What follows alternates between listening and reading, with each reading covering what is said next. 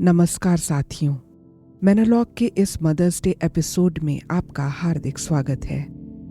आज हम एक ऐसी माँ की कहानी सुनेंगे जिसने अपने समय की सामाजिक सीमाओं को लांघते हुए अपने बच्चों और पूरे समुदाय के लिए विश्वास की जीती जागती मिसाल पेश की।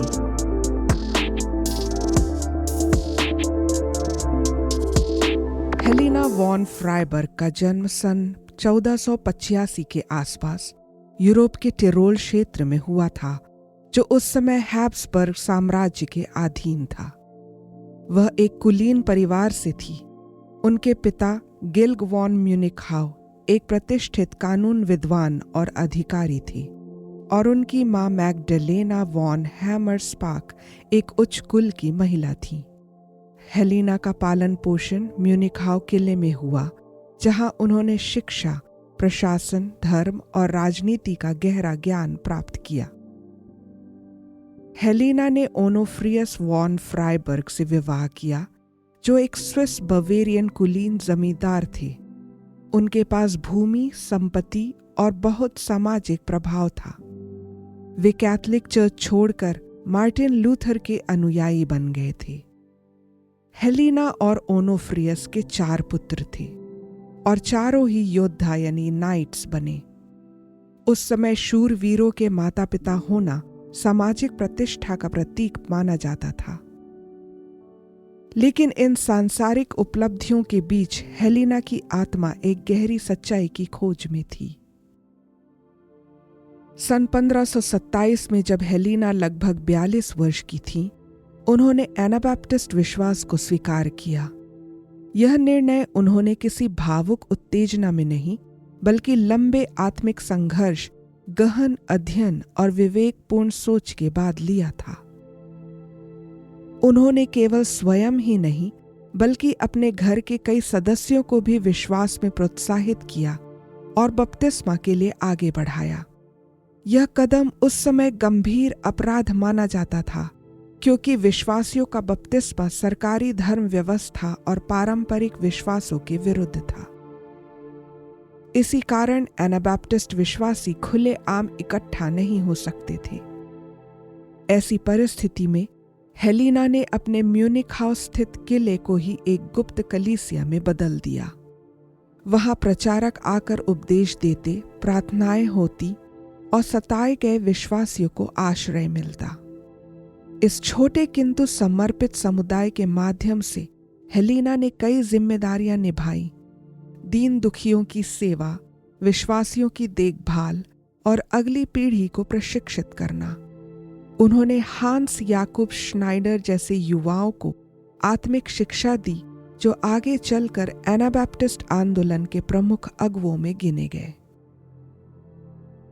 लगभग 2 वर्षों तक हेलेना का किला एक छिपा हुआ आत्मिक केंद्र बना रहा। लेकिन जैसे जैसे इन गतिविधियों की खबर फैलने लगी, स्थानीय प्रशासन की नजरें उन पर गहराती गईं।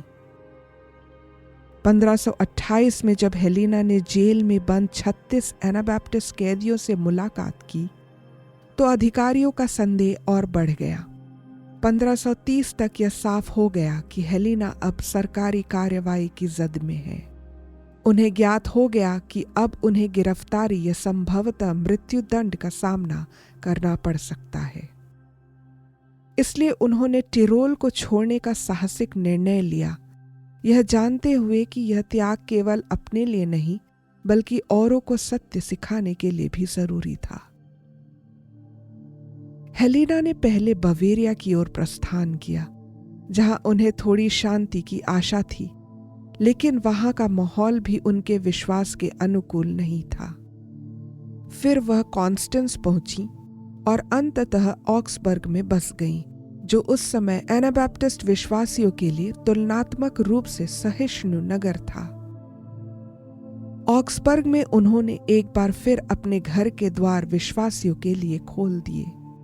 वहां वे सभाओं का आयोजन करती, युवाओं को आत्मिक मार्गदर्शन देती और धर्मशास्त्र के संवादों में सक्रिय भूमिका निभाती। समय के साथ ऑक्सबर्ग में भी धार्मिक और राजनीतिक दबाव बढ़ता गया। 1544 में हेलेना को उनके एनाबैप्टिस्ट जुड़ाव और प्रभाव के कारण नगर प्रशासन ने निष्कासित कर दिया। इस कठिन समय में हेलेना के पुत्र, विशेषतः क्रिस्टोफ जॉर्ज और पैंक्रेट्स, जो उस समय योद्धा थे, चुप नहीं बैठे।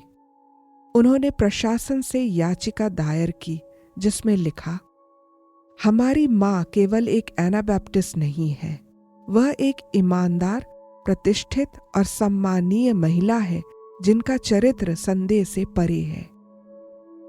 उनकी यह याचिका प्रभावशाली सिद्ध हुई और कुछ ही समय बाद हेलेना को ऑक्सबर्ग लौटने की अनुमति मिल गई। ऑक्सबर्ग लौटने के बाद हेलेना ने एक और वर्ष शांति और विश्वास के साथ बिताया। सन 1545 में लगभग 60 वर्ष की आयु में उनकी प्राकृतिक मृत्यु हुई। यह हेलेना वॉन फ्रेबर्ग के जीवन का एक विराम मात्र नहीं था। यह एक ऐसी ज्योति का विलय था जो न थकने वाली निष्ठा से टिरोल और ऑक्सबर्ग में एनाबैप्टिस्ट आंदोलन के लिए जलती रही। हेलेना वॉन फ्रेबर्ग का अंत एक युग के समर्पण का मौन समापन था। किंतु आज भी उनके जीवन से बहुत कुछ सीखा जा सकता है, विशेषतः उन शिक्षाओं से जो भारत की एनाबैप्टिस्ट कलीसिया के लिए मार्गदर्शक बन सकती हैं। भारत की कई एनाबैप्टिस्ट कलीसियाओं में हम देखते हैं कि अनेक माताएं अपना ध्यान मुख्यतः बाहरी बातों पर केंद्रित करती हैं, जैसे कि कपड़े, भोजन, घर और सामाजिक सुरक्षा। बेशक ये बातें जीवन के लिए जरूरी हैं, लेकिन हेलेना वॉन फ्राइबर्ग हमें याद दिलाती हैं कि मातृत्व केवल सुविधा देने का नाम नहीं है, यह आत्मिक मार्गदर्शन का एक बुलंद दायित्व है। मां होना केवल पेट भरने, शरीर ढकने और छत देने तक सीमित नहीं है। आज कई महिला सभाएं केवल सौंदर्य, मैरिज ब्यूरो या गपशप तक सीमित रहती हैं। लेकिन क्या होगा अगर वही सभाएं आत्मिक जागरूकता और गहरी चर्चा का स्थान बने? अंत में मैं 4 प्रमुख बातें साझा करना चाहूंगी जो हर मां के लिए एक आत्मिक पुकार की तरह है। 1.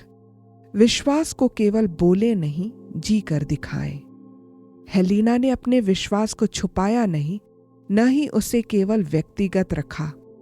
उन्होंने उसे जिया, साझा किया और दूसरों को भी प्रेरित किया।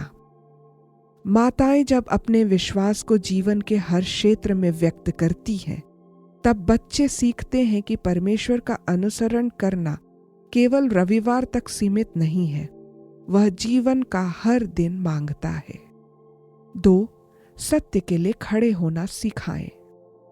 हेलेना ने सत्य के लिए अपना घर, संपत्ति और प्रतिष्ठा तक छोड़ दिया।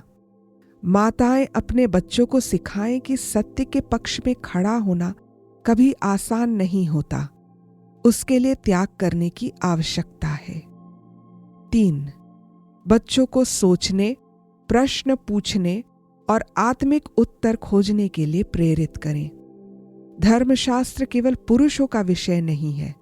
माताएं जब धार्मिक चर्चाओं में हिस्सा लेती हैं, प्रश्न पूछती हैं और संवाद करती हैं, तब बच्चे भी सीखते हैं कि विश्वास जिज्ञासा और खोज के साथ पनपता है। और 4. सांसारिक सफलता के साथ आत्मिक गहराई का संतुलन सिखाएं। हेलेना के पुत्र समाज में योद्धा बने, यह गर्व की बात थी, लेकिन इससे भी बढ़कर यह बात महत्वपूर्ण थी कि उन्होंने अपने मां के विश्वास और सिद्धांतों का आदर किया। माताएं केवल डिग्री, नौकरी और विवाह की चिंता ना करें, बल्कि अपने बच्चों को यह सिखाएं कि चरित्र, विवेक और आत्मिक जीवन की नींव भी जरूरी है। मां बनना केवल जीवन देना नहीं, विश्वास की दिशा देना भी है। हेलेना वॉन फ्राइबर्ग जैसी माताएं हमें याद दिलाती हैं कि गहराई, दृढ़ता और आत्मिक नेतृत्व ही सच्चा मातृत्व है। आज के लिए इतना ही।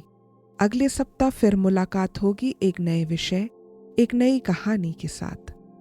तब तक याद रखिए, यीशु मसीह हमारे विश्वास का केंद्र है, मेल मिलाप हमारे कार्य का और सहभागिता हमारे जीवन का।